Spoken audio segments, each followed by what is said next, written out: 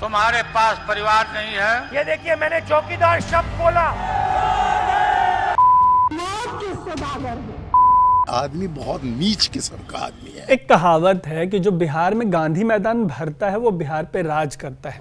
2024 के चुनाव से पहले हुए इंडिया ब्लॉक की मेगा रैली में गांधी मैदान खचाखच भरा था, लेकिन इस दौरान पीएम नरेंद्र मोदी पर निजी हमले में लालू यादव कुछ ऐसा बोल गए जैसा बोलने की वजह से विपक्ष सालों से खामियाजा भुगतता आ रहा है। सुनिए कि लालू यादव ने आखिर कहा क्या। तुम्हारे पास परिवार नहीं है।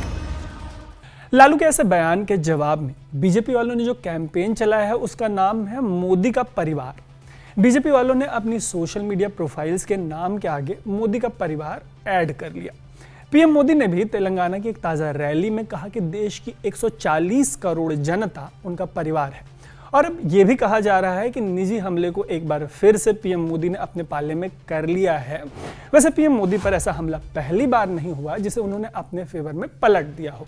इसी का एक उदाहरण ये बयान है जो सोनिया गांधी ने 2007 में दिया था। सुनिए कि सोनिया गांधी ने 2007 में कहा क्या था। गुजरात की सरकार चलाने वाले झूठे बेईमानी डर और मौत के सौदागर हैं। 2007 का जो गुजरात विधानसभा चुनाव था, तब के गुजरात के सीएम और अभी देश के पीएम नरेंद्र मोदी के लिए करो या मरो का चुनाव था।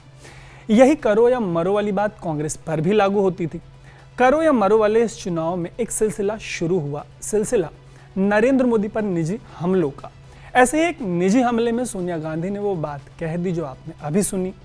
वैसे तो सोनिया गांधी के इस बयान से जो सिलसिला शुरू हुआ वो इसी इलेक्शन में थम जाना चाहिए था, ओवरऑल भी हर नेता के लिए।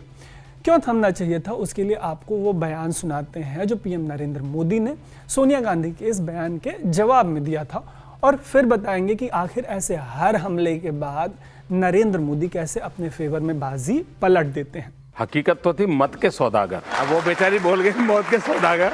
सोनिया गांधी के बयान के जवाब में पीएम मोदी ने न सिर्फ खुद को मत का सौदागर कहा, बल्कि 2002 के दंगों के बाद उनके लिए मेक और ब्रेक बताए जा रहे चुनाव को जीतकर साबित किया कि वो मत के सौदागर हैं। इतना ही नहीं, उसके बाद के ज्यादातर चुनाव में उन्होंने साबित किया कि वो मत यानी वोटों के सौदागर हैं।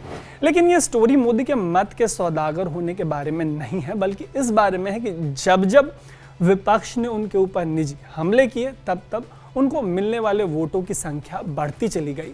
मामला सोनिया गांधी के बयान का हो या मणिशंकर अय्यर से लेके लालू यादव के लेटेस्ट बयान का, पता नहीं विपक्ष को अभी तक ये क्यों नहीं समझ आया कि वो जब जब पीएम मोदी पर निजी हमले करती है तो उससे उन्हें कितना नुकसान होता है। कुछ बड़े उदाहरण देकर आपको बताते हैं कि विपक्ष के ऐसे हमलों का उन्हें अब तक कितना नुकसान हुआ है, जिससे आपको ये भी समझ आ जाएगा कि कम से कम इस एक मामले में विपक्ष को सीखना चाहिए, लेकिन वो इसके लिए बिल्कुल तैयार नहीं है। सबसे बड़ा उदाहरण है 2014 के आम चुनाव का। पीएम नरेंद्र मोदी तब नए नए बीजेपी के पीएम पद उम्मीदवार बने थे। शायद उन्हें इस पद का उम्मीदवार बनाया जाना कांग्रेस के वरिष्ठ नेता और पूर्व पीएम राजीव गांधी के सबसे करीबियों में रहे मणिशंकर अय्यर को बेहद नागवार गुजरा।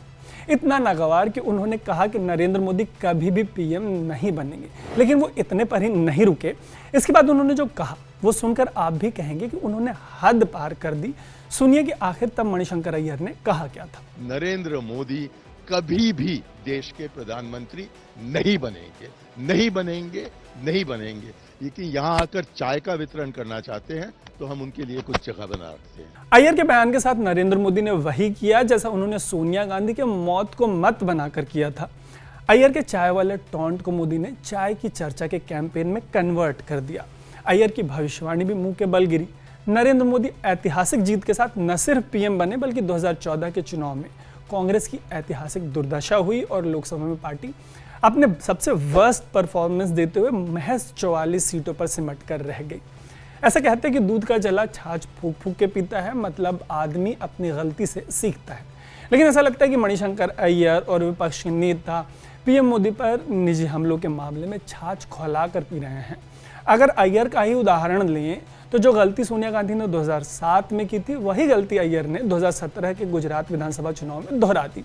बीच में 2014 में उन्होंने जो डिजास्टर किया था उसको भी भूल गए, और 2017 के चुनाव में उन्होंने पीएम मोदी के लिए अनपार्लियामेंट्री लैंग्वेज यूज करते हुए ये बयान दिया। मुझको लगता है कि ये आदमी बहुत नीच किस्म का आदमी है, इसमें कोई सभ्यता नहीं है, और ऐसे मौके पर इस प्रकार की गंदी राजनीति की क्या आवश्यकता है? मौत के सौदागर को पीएम मोदी ने मत के सौदागर में कन्वर्ट कर दिया था। चाय वाले जाइब को चाय की चर्चा में कन्वर्ट कर दिया। अय्यर के 2017 वाले हमले के जवाब में पीएम मोदी ने कहा कि मोदी किस जात का है? पिछले चुनाव में तो बोल दिया था नीच जात का है। एक बार फिर से गेम पलट दिया, लेकिन सीख किसी ने नहीं ली। 2019 का आम चुनाव था। चर्चा इस पर भी थी कि क्या मोदी एक बार फिर से पीएम बन पाएंगे या नहीं। इस बीच विपक्ष ने राफेल के कथित भ्रष्टाचार का मुद्दा उठाया और राहुल गांधी ने नारा उछाला कि प्रधानमंत्री मत बनाओ, चौकीदार बनाओ। ये देखिए, मैंने चौकीदार शब्द बोला।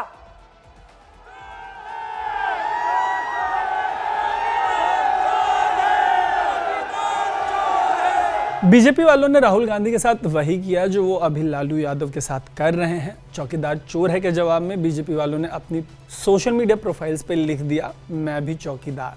और अगर 2019 के नतीजों की बात करें तो रिजल्ट के बाद चौकीदार चोर है पर मैं भी चौकीदार काफ़ी ज़्यादा भारी पड़ा। देखने वाली बात होगी कि लालू यादव ने पीएम नरेंद्र मोदी पर जो ताज़ा निजी हमला किया है उसका नतीजा क्या होता है। वैसे आपको क्या लगता है, लालू यादव के इस बयान का विपक्ष को फायदा होगा या नुकसान? कमेंट बॉक्स में ज़रूर बताइएगा।